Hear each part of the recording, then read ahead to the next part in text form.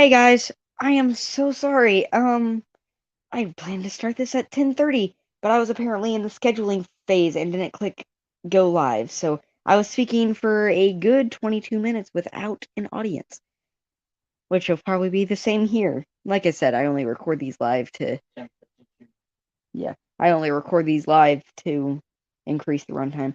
Okay, so I'm gonna speed through a lot of this. First off, all, my favorite type of food is Mexican food. The reason I bring that up is because I was just eating food and it was delicious, but not as good as Mexican food because Mexican food is my favorite food.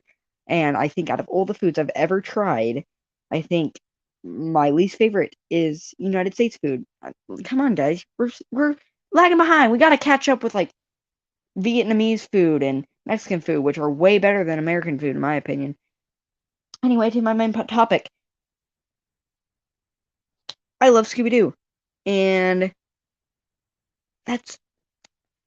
I know some people would probably say, you're like almost 15. Excuse me. You're almost 15. Why are you watching Scooby Doo?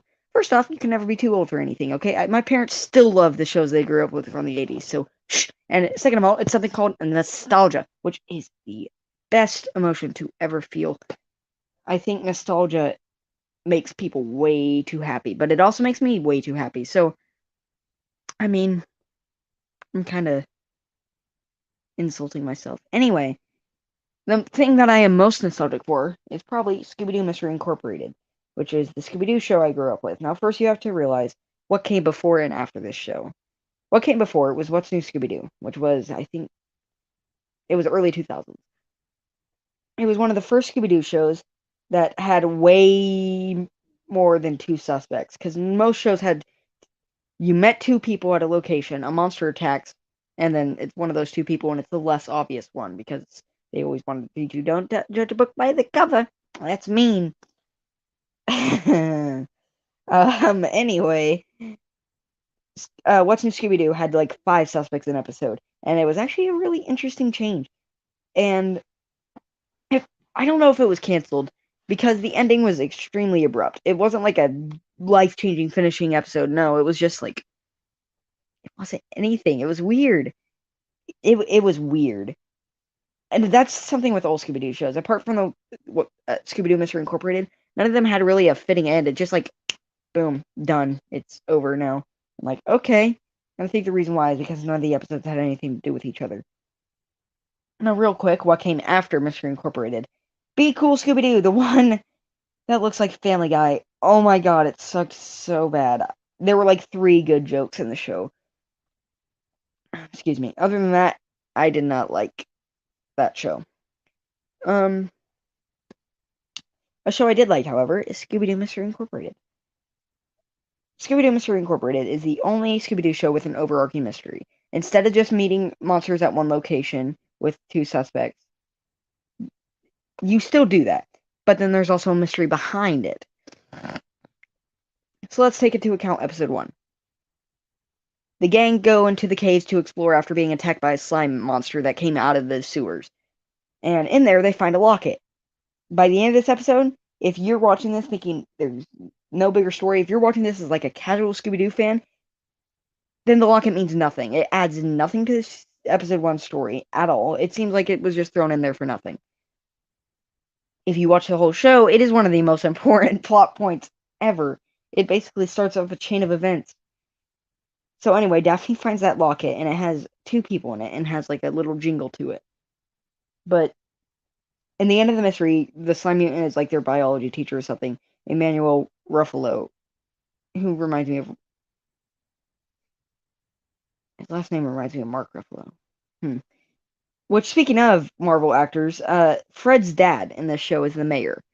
He is a cross between Robert Downey Jr. and Jeff Goldblum, and it is like we need a live action version of this immediately. Someone make this. Another great character is Sheriff Bronson Stone, voiced by Patrick, one of my favorite voice actors, Warburton. Some of you will know him as did he?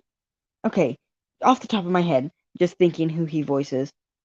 Didn't he voice Joe in Family Guy? Hey, Peter! Anyway, he plays the sheriff in this, and he is the best character. He's my favorite character. And apparently this town absolutely loves it when there's a monster because the mayor, Fred's dad, capitalizes off of every monster event, which I think is a great storyline that I think needs to be in the new live action Scooby Doo TV series they're doing in the on YouTube. Speaking of, go check that out. They're doing a live action Scooby Doo series on YouTube called Mystery Incorporated. Once they get enough funding, they'll do it. But just search Mystery Incorporated and try to find the channel and then watch the trailer. Trust me, it's like a cross between Riverdale and Scooby Doo with a little bit of supernatural sprinkled in there. Anyway, back to my current topic. So the locket seems to have nothing to do with the mystery. And you'd be right. That mystery, however, there's a giant mystery. Because some guy named Mr. E, get it, mystery? Ha ha ha! Funny humor. He sends them a voice message that's like, "You're all doomed from finding that locket. You know, yabba yabba. We're all gonna die. Scooby Doo." Who cares? We've heard this like a million times. But then the next episode also has Mr. E and Sheriff Stone and all of the Scooby Gang's parents. And then that's when it starts to click in people's minds. Hang on. This isn't just any Scooby Doo. This is Scooby Doo with a plot. Aha! Genius. Nobody's ever thought of it before. But then episodes go on and on and on and on and on.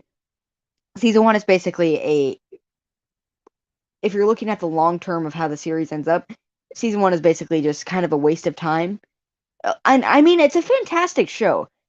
Great monster designs.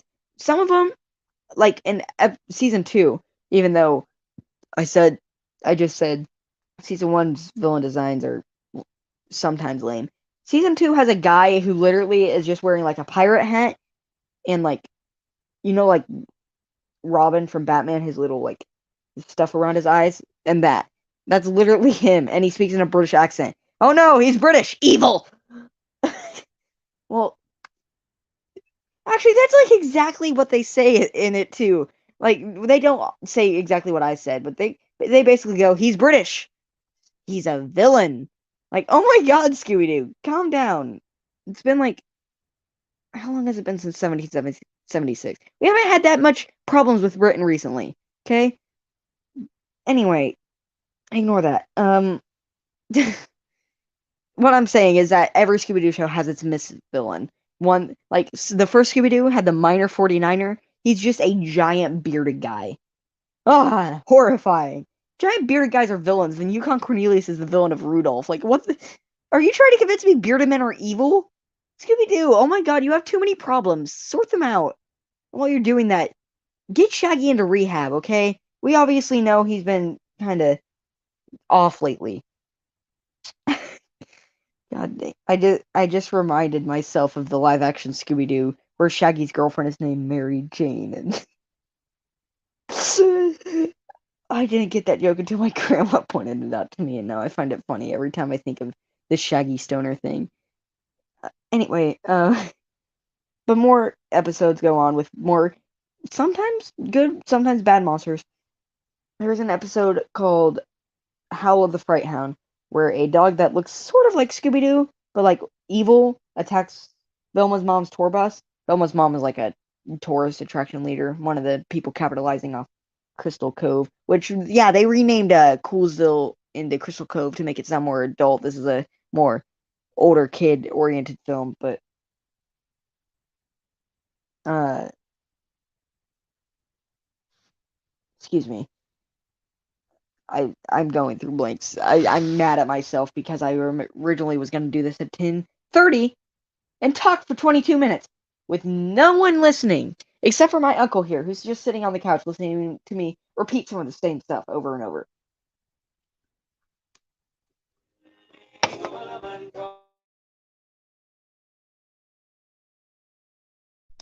Now he's listening to sea shanties, bro. Anyway, um, anyway, basically these are just monster episodes with a hint as to the bigger story at near the ending, or sometimes even sprinkled in the middle. Like there's an episode called Revenge of the Man Crab, where they see a news report of 5 kids going missing. Well, 4 kids and their parent going missing. And there was an old mystery incorporated, as they find out later on, which was Brad Childs, which is the Fred, Judy Reeves, which is the Daphne, Cassidy Williams, which is the Velma, Ricky Owens, which is the Shaggy, and Professor Pericles, who is a German parrot for no reason. That's something I love in Scooby Doo. They didn't have to make him German. They chose to make a German parrot, which, I mean, sure, man. Okay, if Flash can solve all of his problems by talking down his villains, then you can be over here and making German parrots the main villain of your TV series. Oh, spoilers! Shh, shh, shh. Anyway, during the Howl of the Fright Hound, they arrest Scooby Doo because they think that he's an insane dog.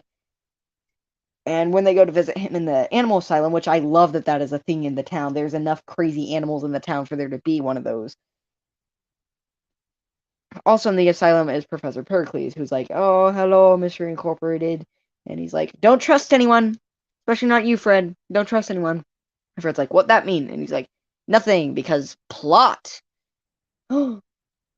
But yeah. And then the Fright Hound attacks, and all the animals break out, and in the ending we hear that Pericles was the only one they didn't round back up. Oh yeah, and it turned out that there was this guy named Jason Wyatt who had a crush on Velma, and she turned him down, so his mother created a Fright Hound to ruin Scooby's life and split apart the gang. Because, that's a sensible thing to do in this situation. I mean, don't just go, "Hey, you kind of made my son mad, could you just, apologize to him?" Nope! Out comes the murdering dog. This town, the town of this show confuses me. They go for the, extremes, when it could have been so much easier. I'm just gonna handpick a random villain. One from very late into season 1, or very early into season 2, I can't remember. His name's the Dreamweaver. He's basically David Bowie from the Labyrinth. He's a D&D character, and it turns out that he is a friend of the sheriff from a kid, and he is getting revenge on his 3 childhood friends because his character died in a Dungeons and Dragons game. You know what revenge he does? He mind controls them to give away the things they love most. He mind controls one of his friends to give away her secret recipe on live television. He hypnotizes one of his friends to blow up his mansion. Dude, you could have just and he's a successful banker too. What in the world is wrong with these people? But anyway, back to the Fright Hound. But yeah, Pericles escapes. And there's a friend of the Mystery Inc. called Angel Dynamite. She's like a radio DJ. She's the most 70s person. She's voiced by Vivica A. Fox, which I personally know her from Kill Bill. But the one thing that I think would have made it so much better, she has the afro. She owns a radio station. She has this slow talking, nice voice. She's wearing the very fluorescent 70s clothes. They should have gotten Pam Grier to voice her. I know Pam Grier doesn't do much voice work, but they should have gotten that. And I love Vivica A. Fox as a voice actress. I think she is hilarious in this show. She adds a good level of mystique to the show. And I can't remember which of these two things happens next, because they're very close together, from what I'm remembering. And yeah, one of these two happens. Well, both of them happen, but one of them happens first. So I'm just going to say the first one that comes to mind. There's an episode called Where Walks Aphrodite, where a Greek goddess named Aphrodite, who is hideous. I'm sorry, but she is the scariest, facial structure of a Scooby-Doo villain. She comes in and is like, "Love and peace," and uses flowers to make everyone love each other. Now, animals can't love, apparently. Which, also, if you're wondering what the thumbnail for this video is, Shaggy and Velma have a relationship in this show, which is my least favorite thing of the show. Fred and Daphne have a really good relationship. Fred's a dumb blonde who doesn't he doesn't understand when someone's flirting with him, and he mainly cares about his traps, whereas Daphne's a romantic who wants to be noticed. Velma and Shaggy do not work at all together. The only reason I think they had that is to create conflict, because for the rest of the show, for most of season 1 actually, Shaggy has to choose between Scooby or Velma, and he chooses. He wants to hang out with Scooby more than be Velma's boyfriend. And she holds that prejudice against him for the rest of the show. But anyway, not Scooby, well, that would have made it a messed up story. Velma and Shaggy are making out behind a bush, and Scooby runs past him. And when Shaggy's trying to explain what happens, Scooby says, and this is my favorite line from the show, he's like, Raggy, are you cheating on me? And it's so dumb that it's a hilarious line. I honestly think it is one of the best Scooby Doo lines ever, and that's a thumbnail of his face when he says it. Shaggy, are you cheating on me? Anyway, uh, I lost my train of thought. Oh yeah, so Scooby and Pericles try to make a cure together to cure the whole town, and what they end up doing is going to 3 different locations. Whereas while Scooby's getting the actual stuff they need to cure it, Pericles is getting something of his own, and I forgot what that stuff does together. But anyway, he betrays the Scooby Gang after they figure out who Aphrodite was. It was a reference to Carrie. Some chick got elected prom queen just so they could pull a prank on her, and then she vowed revenge on the city. Even though she looks good now, like she made herself look hideous with the mask. You could have just like walked into Crystal Cove and gone like, "I gotta glow up," and just bragged about it all over Instagram. Like I said, they go to the extremes when you could have just one Instagram post could have saved so much destruction. Excuse me, I'm drinking Pepsi right now. Fantastic drink. I'm not sponsored. I wish. Oh, 1 second.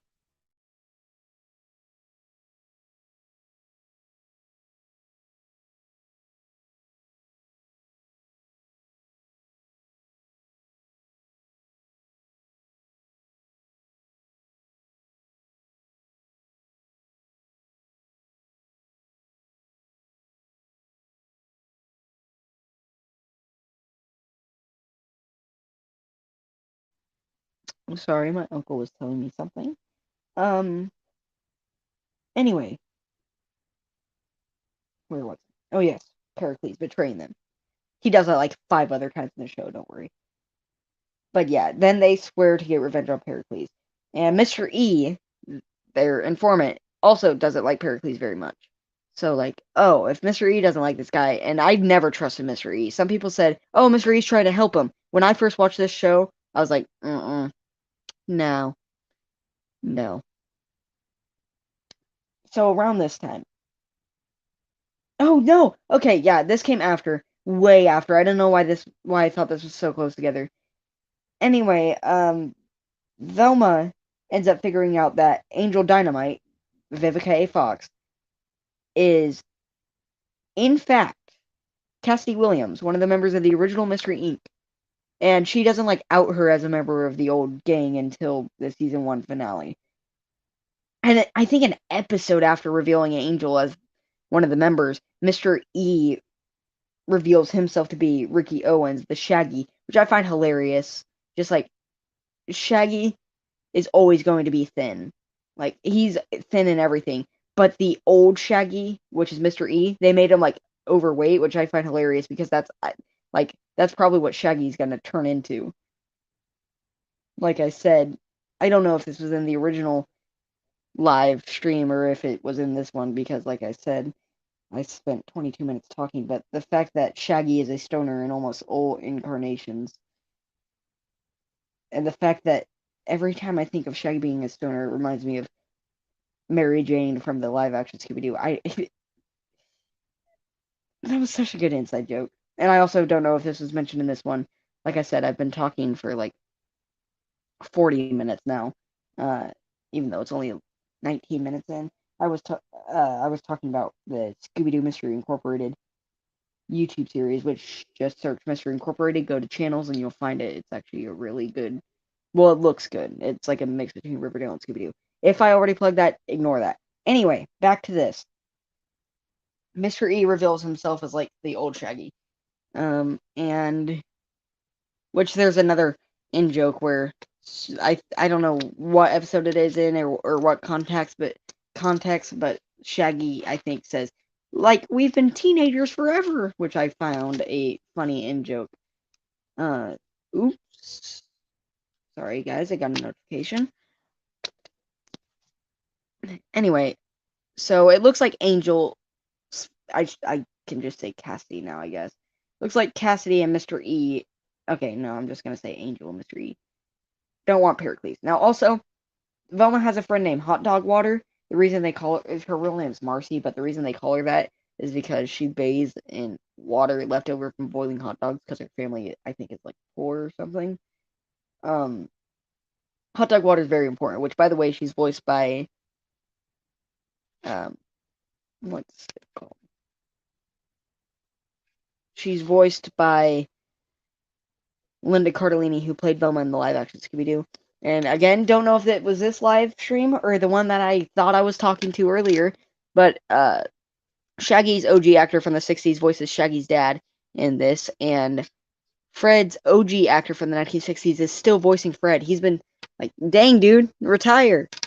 Actually, don't, because if we've been listening to the same voice for Fred since 1969, then it's gonna be weird to hear a new voice when there is a new voice. It's not an if, it's a when. Uh, anyway, that got really dark really fast. Dang. Alright, anyway. Back to... Oh my god, I just made myself sad. Yeah, remember Hot Dog Water, alright? It should be easy enough to remember. Her name's Hot Dog Water. I mean, how hard would that be to forget? A person named Hot Dog Water. Alright, anyway, back to this. In the season finale, they find out about something called the Freak of Crystal Cove. It apparently threatened the old gang back in the something era. I don't recall if they ever mention how long ago the old Mystery Inc. is from the new one. I think it's an odd 20 years ago, probably. No, I'd say 30, judging by how aged Brad is, because Brad's introduced in season 2. But then it's revealed that Fred's dad, the mayor, actually threatened all the Mystery Inc. kids out of town a while ago as the Freak. That way he could claim his own treasure with Professor Pericles, and then he betrayed Pericles to find the treasure. And season 2 is mostly about the treasure. But there's this thing called the planispheric disc, which is like, there's 6 pieces, and it basically makes like a wheel that gives coordinates to different keys, and the keys will unlock doors that will lead to the treasure. That's basically... they don't mention any of that until like the season 2 finale, but I just thought I'd wrap it all up here for you. And apparently E already has some of the pieces. But then Fred is the new Freak because he still wants the treasure all for himself. And he's also not... Fred's dad is also not actually his dad. He stole him from Brad Childs and Judy Reeves when they tried to come back as like a rant, threatening to like, if you come back, I'll hurt him. And so he's actually Brad Childs and Judy Reeves' son, which, I guess it had to set up for season 2. I'm one of the few people who don't really like the fact that Brad and Judy are Fred's parents. Judging by the fact that spoiler alert, really quickly into season 2, they betray him. But once I get to the season 2 finale, you'll understand like why they betrayed him. Anyway, season 1 ends with Fred breaking up with Daphne. They had gotten engaged sometime during season 1. Scooby being sent off to a farm, Shaggy being sent to military camp, and Velma just not really doing anything. So that was season 1. It was, to be honest, looking back at season 2 now, compared to season 1 is kind of weak compared to season 2. Anyway, in season 2, it started with Velma getting the gang back together by talking to the new mayor, Janet Nettles. But she gets the old gang back together, except for Daphne, who is now dating an actor named Baylor Hotner, who is a parody of Taylor Lautner, who, surprise, surprise, ends up being the villain who has been terrorizing the town, who is voiced by Mark Hamill, the best Joker, which I found to be a interesting fact. Now, also, Velma and Hot Dog Water started working for Mr. E to get the planispheric disc pieces, but Velma then betrays them both to get them for the gang. So then Mr. E swears himself as their enemy. Mr. E. Oh my god, I'm Eminem now. I'm sorry. But Anyway, they keep going after pieces of the planispheric disk to find. In fact, one of the weirdest episodes, I think. Oh, yeah, and Brad and Judy come back into town now that Fred's dad is, well, Mayor Jones is incapacitated. Now Fred's real parents show up, and they're really just trying to use him to get to this planispheric disk. But one of the weirdest episodes is called the Hodag of Horror, where a attraction, like horror attraction, kind of a cabinet of terror arrives in. I almost said Gotham. I was watching Gotham earlier and I can't get it out of my head. That arrives in Crystal Cove, and then one of the creatures called the Hodag, which looks terrifying, one of the most terrifying creature designs, starts attacking rich people and stealing stuff from them. And it reveals that the owner of a cheese shop was doing it because he wanted to get rich. And he trained a monkey to be the Hodag. That anytime he rung a bell, it went and grabbed any jewelry, but it also went and grabbed bells, which is why multiple times, like it's oh yeah, Scooby has a girlfriend now named Nova, which is Brad and Judy's dog. But yeah, but then it's like, why did you feel the need to come to Crystal Cove? We have no attractions here. And he's like, the cheese told me. Oh yeah, the guy had like a box of just like glowing cheese. It was kind of like the Pulp Fiction box where they open up the briefcase and it's just a shine. Only we learn what's actually in it. Oh my god, it was cheese. Someone contact all the theorists. The thing in the briefcase said Pulp Fiction was cheese. It's not diamonds. It's not a person's soul. It's cheese. Oh, why has no one thought of this? Oh my, I need to write to Tarantino, tell him, I figured it out, you're ruined. But inside the cheese is the planispheric disk. So, well, a piece of it. Now, one of my favorite episodes of season 2 is called The Wrath of Krampus, where a creature named Krampus arrives and starts attacking bad children and scaring them so bad their hair turns white. A la Nightmare on Elm Street. Excuse me. And Pericles swears. Oh yeah, all the Mystery Incorporated are working together now, by the way. Oh, except for Angel or Casty, because she said she didn't want to hurt these kids. So what does Pericles do? Sends Nazi robots. I'm not even kidding. They have like a red symbol with like a white center and a tiny little symbol inside of that. I swear they are Nazi robots, and they are also working for basically a German dictator. Like, come on, Scooby Doo. Nazi robots, really? Not surprised. These are the same people who wrote lines, "Are you cheating on me, Shaggy?" But anyway, they send robots after Angel, and she gets killed in an explosion. Oh yeah, this Scooby Doo show has a kill count, by the way. People die.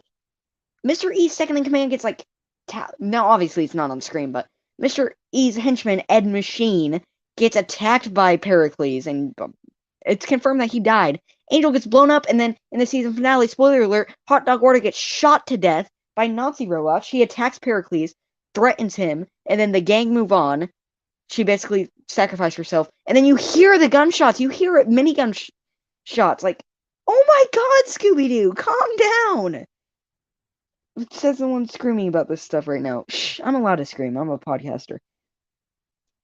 But anyway, back to Krampus. Pericles swears, I didn't do it. And then the other ones are like, because he's said, like, I didn't do it before, and it was him sending in a monster. But apparently, the Scooby Gang sent it in to distract Pericles and his group, so that Hot Dog Water could steal from them. Because Hot Dog Water is a double agent for them, too. So now they have all 6 pieces of the planispheric disc. So then, they get the Hex Girls to sing the tune written on the disc. And they're like, oh, okay, thanks, Hex Girls. And then they're like, yeah, no problem. Hex Girls, I think they should have been way more important in the series. Oh, there's an episode with the Blue Falcon, which is like Batman. Why didn't they ask him to beat the crap out of Mr. E for answers? Like, he fights multiple members of a terrorist organization in that episode that he arrives. Why can't he just destroy all the Nazi robots and just put Pericles in a chokehold and throw him into prison? Like, they should have called him, the Hex Girls, and all the other supernatural beings that they're friends with. Oh, and also there's this thing called Nibiru, which is like a thing when the planets align because like every story had to have planets aligning in their midst, but it was like when the planets aligned, the something. To be honest, I don't even remember what Nibiru was supposed to do. It said like the end of the world, but to be honest, it seemed like the evil entity, which I will get to, caused that, not Nibiru, whatever Nibiru actually is. Anyway, so they found out that excuse me.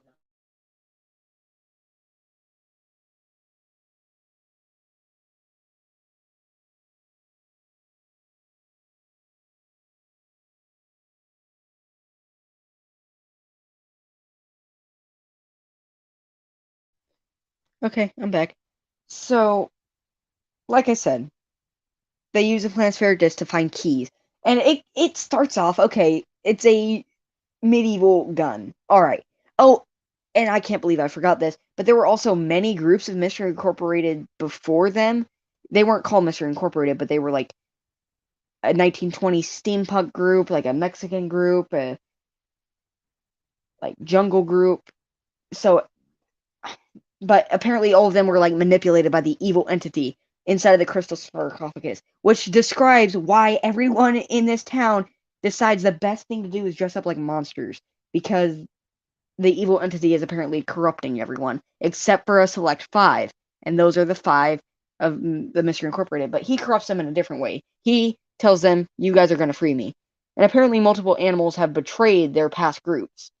Apparently, a donkey back in the like monk age, Pericles obviously, and then Scooby really doesn't want to. He's like, I don't want to betray them, but then the people who don't want this stuff to happen are like, we need to kill Scooby. We can't let this happen. People who do want it to happen are like, all right, Scooby, free him. And Scooby's like, no. Anyway, the keys can range from anything. It started off as a gun, and then a hat, and then a bowl, and then a piece of paper. Forgot what the last one was. Unless those were the only 4. Anyway, so they end up realizing Scooby's been having like nightmares where he's in something like called a red room, which is basically in between like sleep and consciousness, I think is what it's called. But anyway, the monstrous freak, which is the freak from season 1 but like ripped now, is chasing after them, and it turns out to be a ghost of the conquistador that started this all when he founded Crystal Cove and brought this crystal sarcophagus over. And so then he's like, no, no, no, no, no, don't stop, don't stop this curse, because if you stop the curse, then I won't be in here, and I'm being punished in here. I deserve to be punished because I did horrible things under the influence of the crystal sarcophagus. I can't speak today. Under the crystal sarcophagus. Thank you. Anyway, the last 3 episodes act as a finale. Apparently, everyone in Crystal Cove is getting sucked under the ground and being forced into slavery by Pericles into trying to find the entrance to where the first door is, because there's like different doors that are connected to the elements. And in that like dream state thing, they all see a different member of a different group of the Mystery Inc. using the keys as different ways. Someone uses a gun and uses like the flicker of the gun to light a candle. So like that's fire. The paper is in the air, so that's like wind. They're using the hat to fill up water for a cow, water, and then they're using and then some skunk like poured soil into a bowl, which makes that earth. To be honest, this whole key thing I think was very loosely put together, but they end up using the keys on the different entrances. the air entrance actually starts like sucking things into it and destroys a ton of the Nazi robots. And Fred and Daphne save each other, I think. And Fred covers it up with the paper, which opens up the door, and they walk through. And then that's when Hot Dog Water sacrifices herself and gets killed. But anyway, they begin walking, and I think the next room is Earth, where they're being chased after by a big rock monster, and they move out of the way, and it breaks down the wall that leads to the next door. Then they move into water, where basically the door and the doorway are actually a boat, and they're floating in the middle of the ocean in nowhere, and they think, uh-oh, well, now we're stuck forever. And then they realize underneath the water is the entrance to the next cave. So then they go down there and find the entrance to the fire, and that's where the crystal sarcophagus is. So then they go to destroy it, and then Pericles comes in and unleashes it, and then merges with it and becomes basically eating all of Crystal Cove and eats everybody.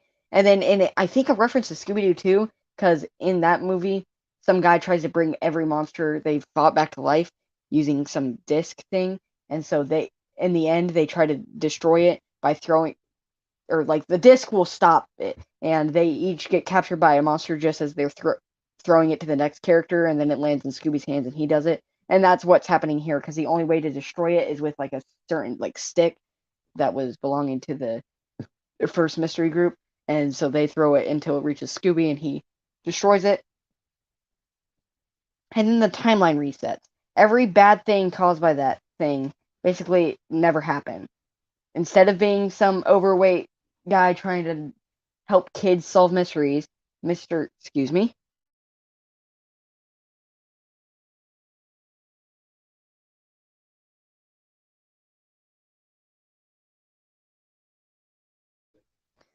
I would do any questions. Yeah, I know. He told me. Sorry. So yeah, they end up. Sorry, guys. When I turn off the microphone, I get at a blank space of words. It restarts like the whole timeline, and anything caused by this evil entity basically never happened. So instead of being an overweight guy who's trying to help kids solve mysteries, now Mr. E is the CEO of Creatonics, and there's a company in the show called Destroido, which it gives out a lot of monsters, and now he co-owns it with Cassidy, which is Angel, who is now alive in this version. Brad and Judy are now Fred's not terrible human being parents. Um, Mayor Jones is now the coach. Mayor Janet and Sheriff Stone are now married and have kids. And Mr. E is now Harlan Ellison, which is like a book author who was in one episode. And he's like, come meet me at Mistatonic University. And Fred's like, all right, we will travel the world. And no one else has memory other than them and Mr. Ellison. And they're like, all right, we'll travel the world and basically solve every mystery along the way. And that's the twist. This was all a prequel to Scooby Doo. Where are you?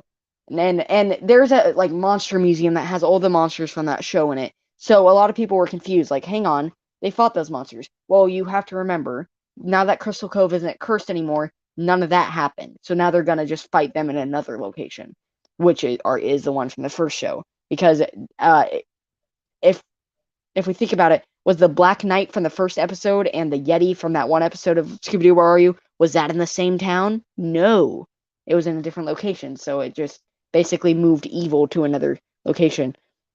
Now, season 3 never happened. And I think that's a good thing. A lot of people were like, we needed a season 3. It ended on a good note.